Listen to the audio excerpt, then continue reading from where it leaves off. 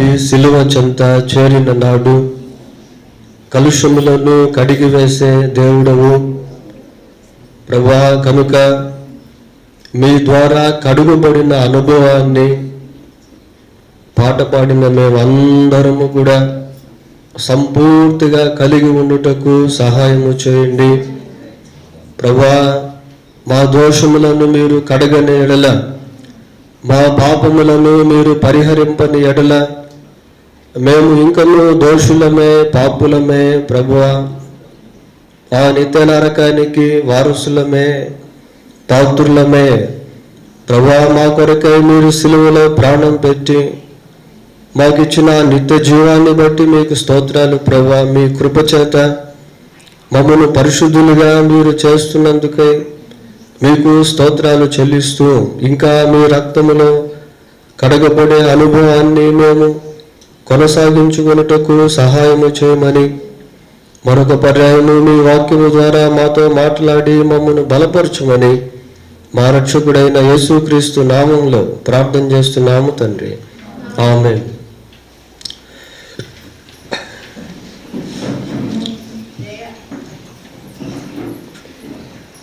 పిల్లరా, బైబిల్ గ్రంథంలో నుండి యోహాను సువార్త,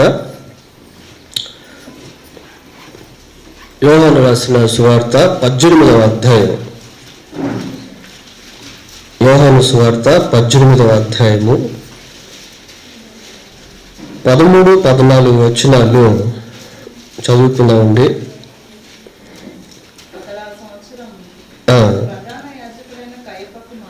కయపకు మామ కయప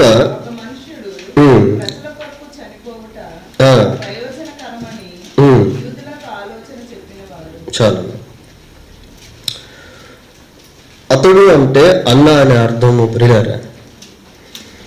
అతడు ఆ సంవత్సరము ప్రధాన యాజకుడైన కయపకు మామ. కయప ఒక మనుష్యుడు ప్రజల కొరకు చనిపోవుట ప్రయోజనకరమని యూదులకు ఆలోచన చెప్పినవాడు. కయప ఒక ఆలోచన లేక ప్రాఫెసీ అని కూడా అనుకోవచ్చు ప్రియులారా. దీని గురించి యోహాను సువార్త 11వ అధ్యాయంలో కూడా కయప చెప్పినటువంటి మాటలు మనకు కనబడతాయి.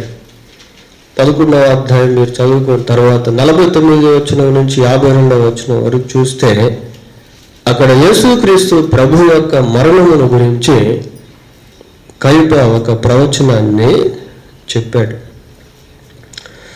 ఏమని చెప్తున్నాడు అంటే, ఒక మనుష్యుడు ప్రజల కొరకు చనిపోవుట ప్రయోజనకరమని యూదులకు ఆలోచన చెప్పినవాడు. ఒక మనుష్యుడు ప్రజల కొరకు చనిపోవుట. ప్రియులారా, ఈ మరణము అనేటువంటిది మనిషి జీవితంలో రకరకాలుగా ఉంటుంది. మనుషుల యొక్క మరణాలు లోకంలో రకరకాలుగా ఉంటాయి. మరణపు చరిత్ర మనం పరిశీలిస్తే చరిత్రలో అనేక మంది వారికై వారే చనిపోయారు, వారి కొరకు వారే చనిపోయారు. ప్రియులారా, చూడు, ఒక వ్యక్తి ఆత్మహత్య చేసుకునేటువంటి సమయంలో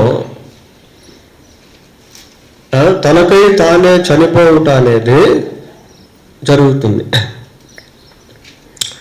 తనకై తానే చనిపోతాడు. ఏదో ఒక సమస్య అనే వచ్చుట వలన, లేక ఉద్రేకంగా ఎవరినో బెదిరించాలనే ఉద్దేశంతో, ఆ ఎమోషనల్ స్పిరిట్ అన్నమాట, ఉద్రేక పూరితమైనటువంటి ఆత్మ చేత నడిపించబడి మనుషులు వారికై వారే చనిపోతారు. ఇంకా కొంతమందికి రకరకాల దురలవాట్లు అనేటివి ఉంటాయి.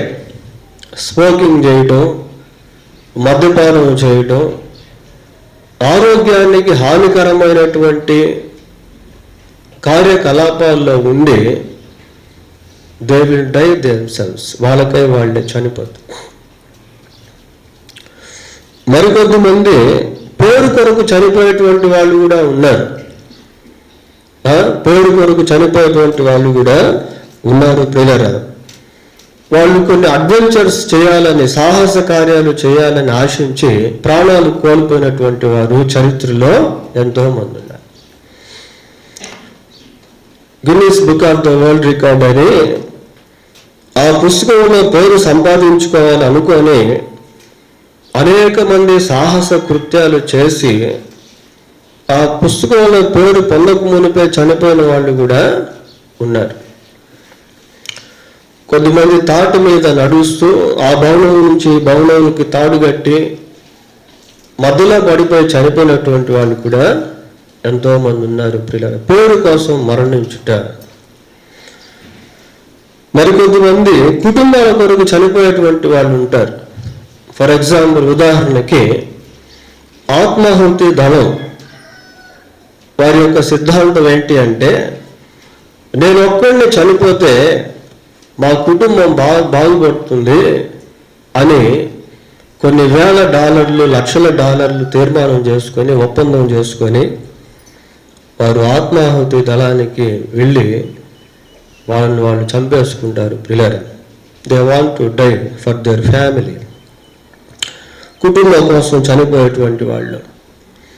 మరికొద్దిమంది దేశం కోసం చనిపోతారు. సోల్జర్స్, సైనికులను గురించి మనం ఆలోచన చేస్తే, శత్రువులు దేశంపై దండెత్తేటువంటి సమయంలో దేశం కొరకు సైనికులు చనిపోతారు. కొద్దిమంది స్వాతంత్ర సమర యోధులు అని అంటాం.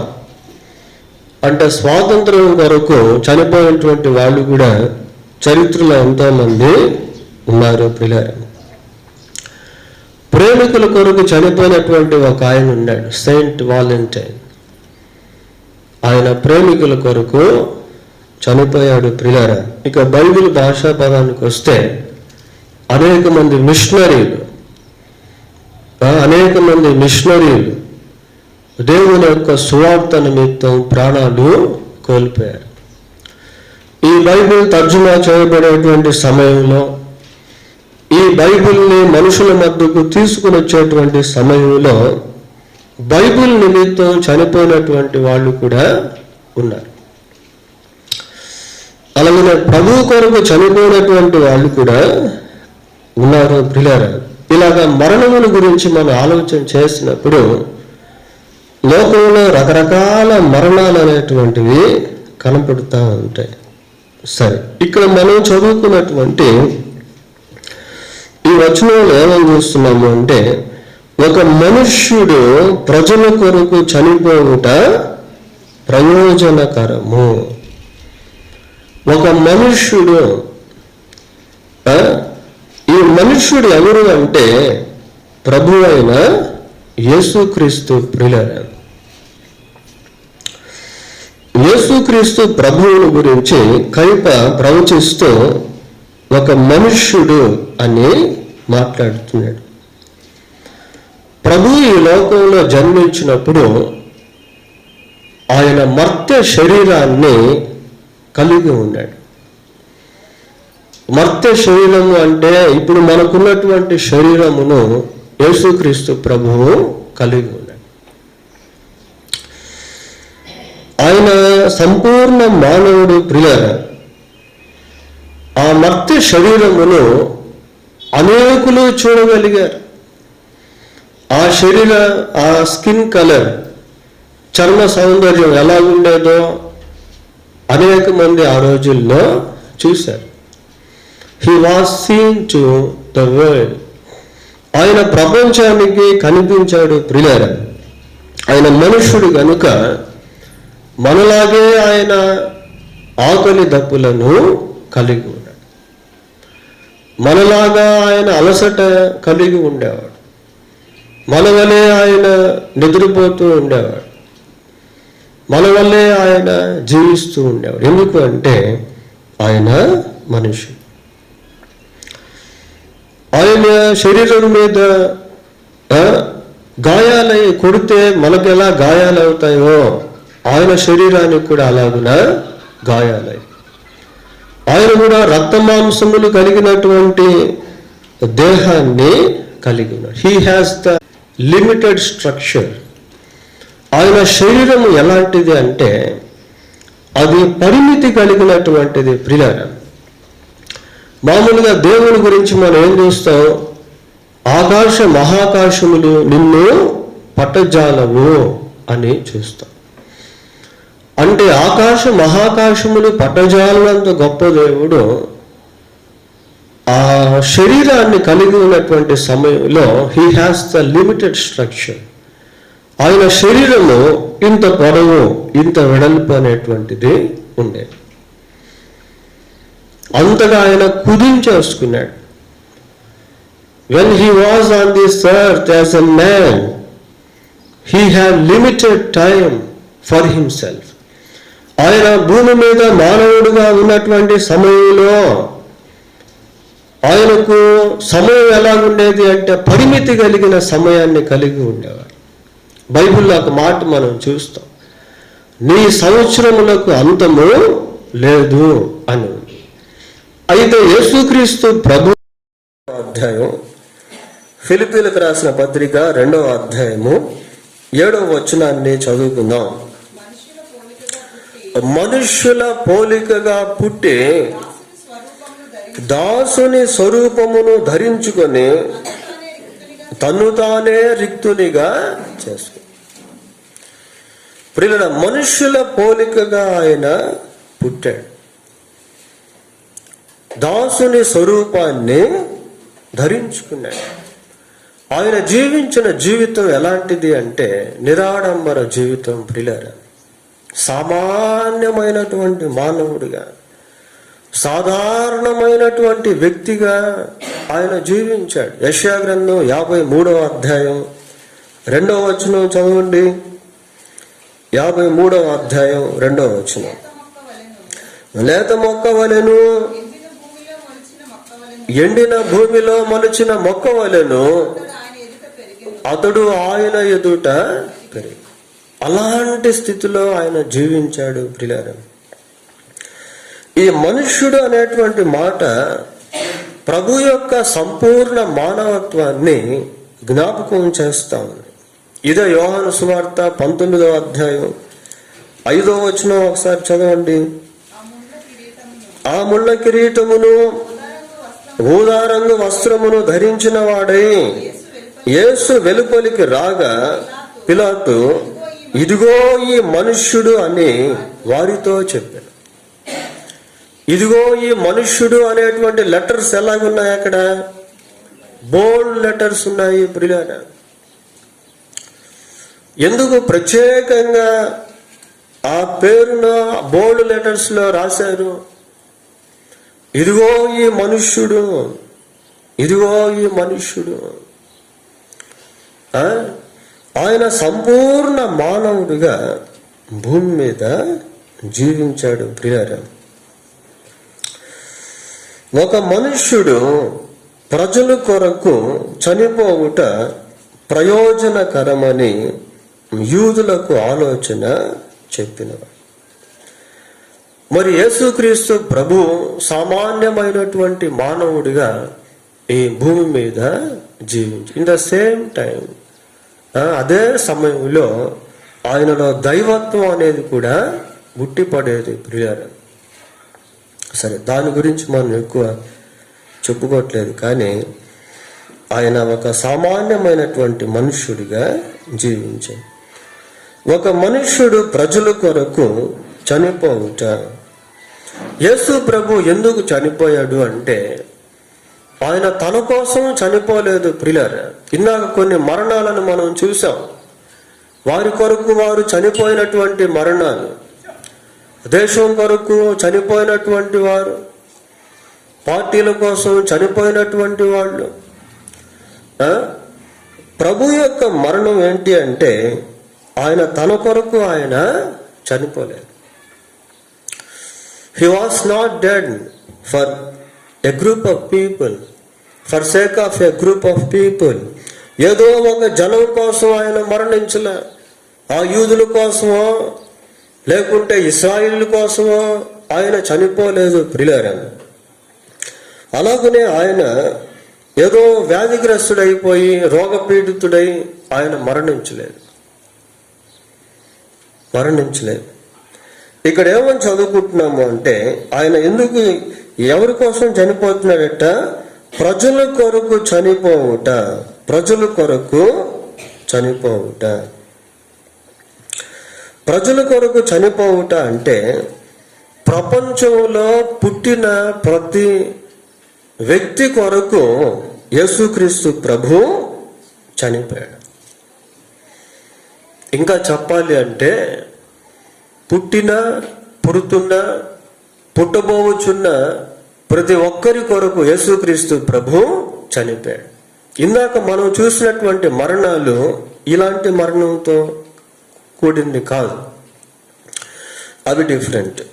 ఇక్కడ ప్రభు యొక్క మరణం ఏంటి అంటే, it is not a particular group of people. అదేదో ఒక ప్రత్యేకమైనటువంటి జనానికి సంబంధించింది కాదు, కానీ ప్రపంచంలో ఉన్న ప్రతి ఒక్కరి కొరకు యేసుక్రీస్తు ప్రభు చనిపోయాడు. హెబ్రీలకు రాసిన పత్రిక 2వ అధ్యాయము, హెబ్రీ పత్రిక 2వ అధ్యాయము 9వ వచనం చదువుకుందాం ప్రియులారా.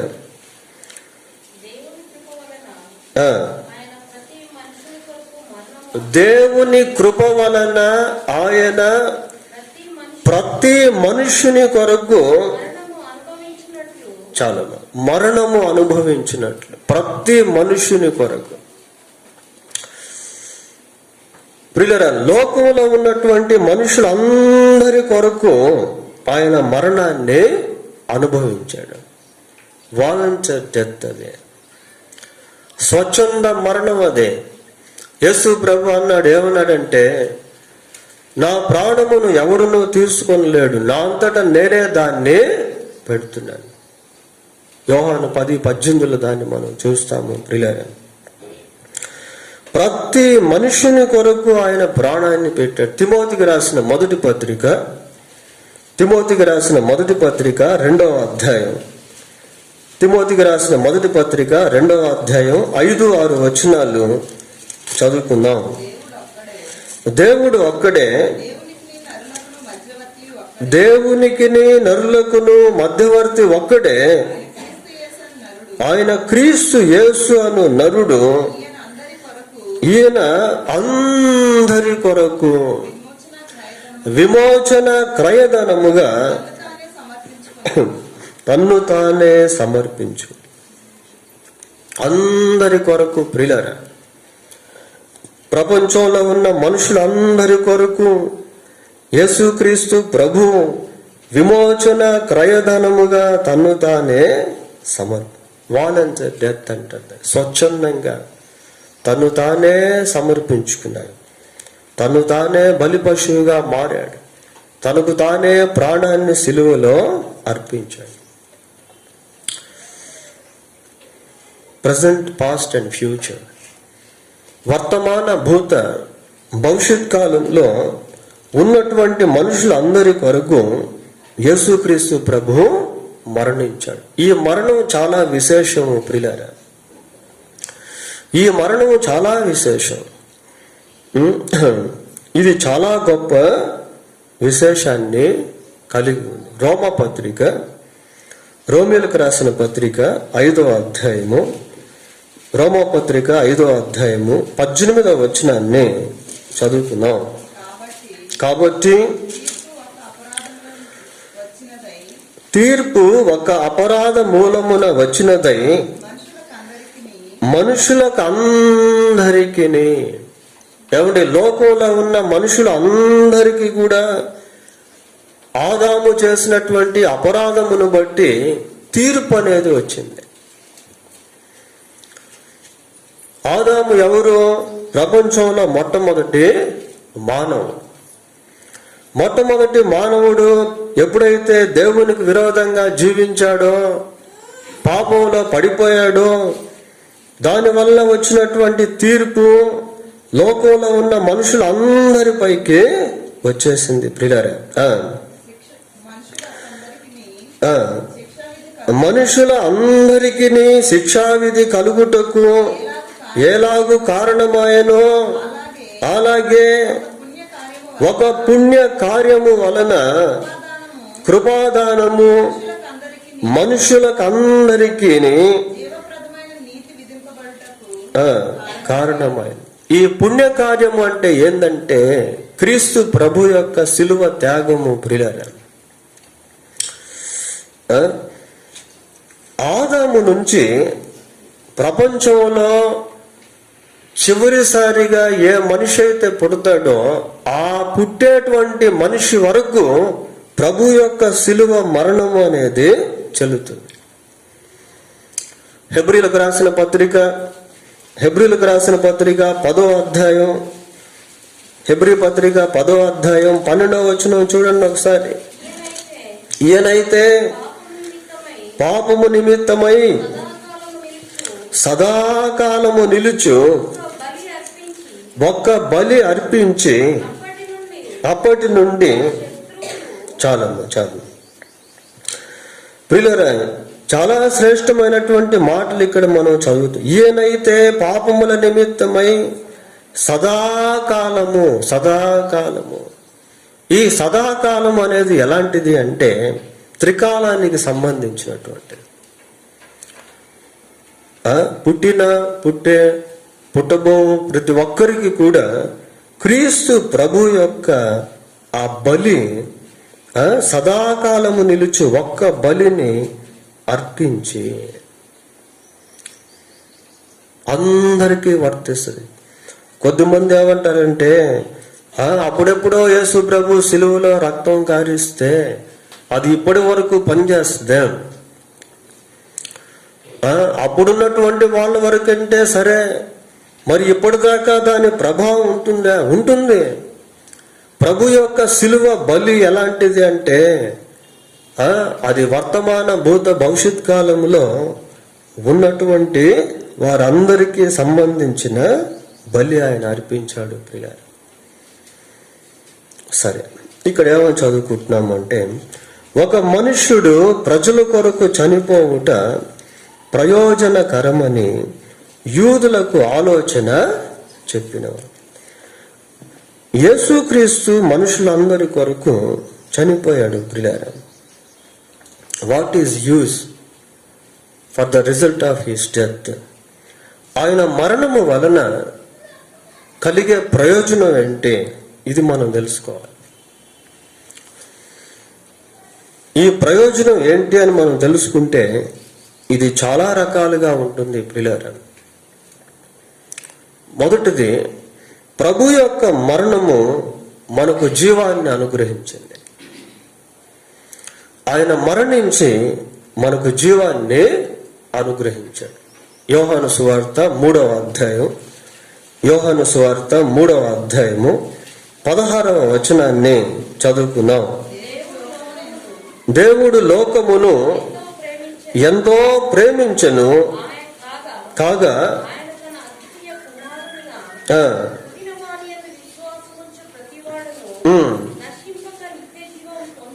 నిత్య జీవము పొందినట్లు ఆయనను అనుగ్రహించను.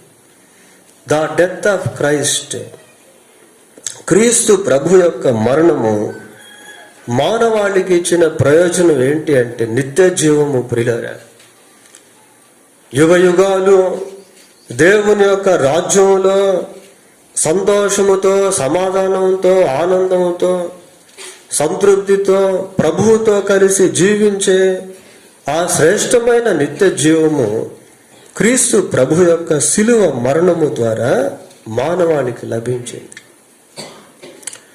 ఇది గొప్ప ప్రయోజనము. ప్రియులారా, అయితే ఇక్కడ ఒక విషయం మనం గమనించాలి. ఏంటి అంటే ఆ 3:16లో మనం ఏం చూస్తున్నాం? దేవుడు లోకమును ఎంతో ప్రేమించెను కాగా తన అద్వితీయ కుమారునిగా పుట్టిన వాని యందు విశ్వాసముంచువాడు నశింపక. ప్రియులారా, ఈ నిత్య జీవం ఎవరు పొందుకుంటారు అంటే ప్రభువునందు విశ్వాసం ఉంచినటువంటి వారికే నిత్య జీవం, అందరికి కాదు. అందరి కోసం యేసు ప్రభు చనిపోయాడు. కానీ ఎవరైతే యేసునందు విశ్వాసం ఉంచుతారో వాళ్ళే ఆ నిత్య జీవానికి వారసులు అవుతారు. అది తెలుసుకోవాలి. భూమి మీద బ్రతుకున్నప్పుడే ఈ సత్యాన్ని తెలుసుకోవాలి.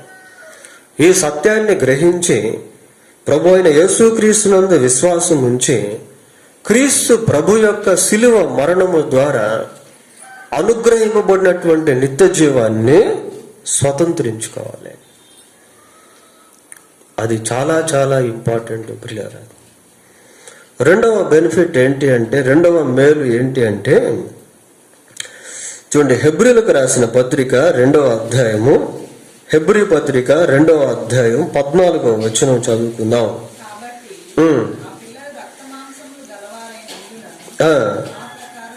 ఆ ప్రకారమే మరణము యొక్క బలము గలవానిని మరణము ద్వారా నశింపచేయుటకును. చాలు ప్రియులారా, ఇక్కడ అపవాదిని గురించి మనం చదువుకుంటాము. ఆయన మరణము అపవాదికి మన పైన విజయం లేకుండా చేసింది. అది గొప్ప బెనిఫిట్. అది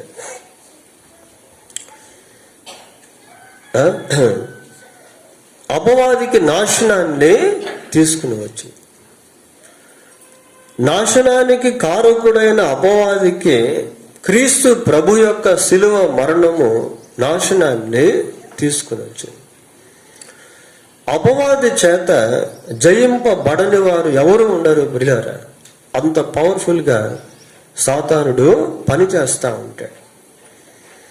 అయితే ప్రభు యొక్క మరణము మానవాళికి అపవాది మీద విజయాన్ని అనుగ్రహించింది. అయితే ఈ విజయాన్ని మనం ఎప్పుడు అనుభవించగలము అంటే, చూడండి, ప్రకటన గ్రంథం 12వ అధ్యాయం, ప్రకటన గ్రంథం 12వ అధ్యాయము 11వ వచనం చదువుకుందాం. వారు గొర్రెపిల్ల రక్తమును బట్టి తామిచ్చిన సాక్ష్యమును బట్టి వానిని జయించి ఉన్నారు. చాలు, గొర్రెపిల్ల రక్తమును బట్టి జయించుట ప్రియులారా. క్రీస్తు ప్రభు యొక్క రక్తములో కడగబడినటువంటి వారు అపవాది మీద జయాన్ని పొందుకుంటారు.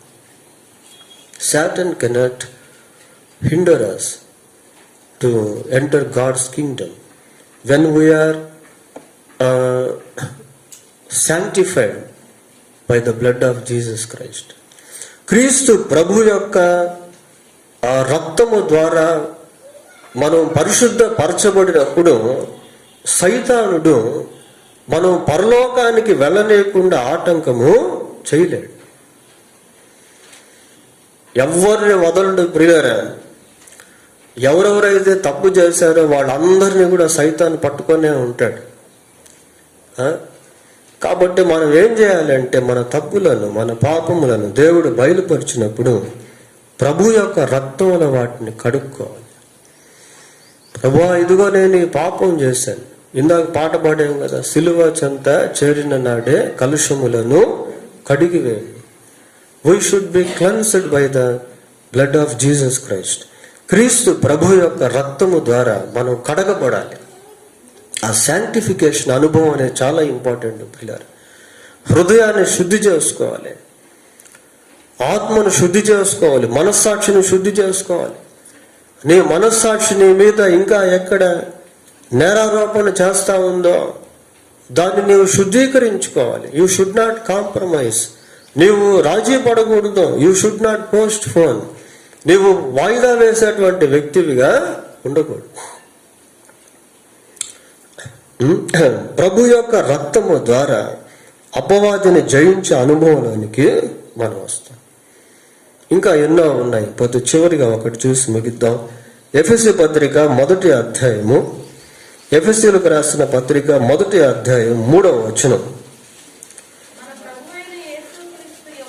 మన ప్రభు అయిన యేసుక్రీస్తు యొక్క తండ్రి అయిన దేవుడు స్తుతింపబడునుగాక.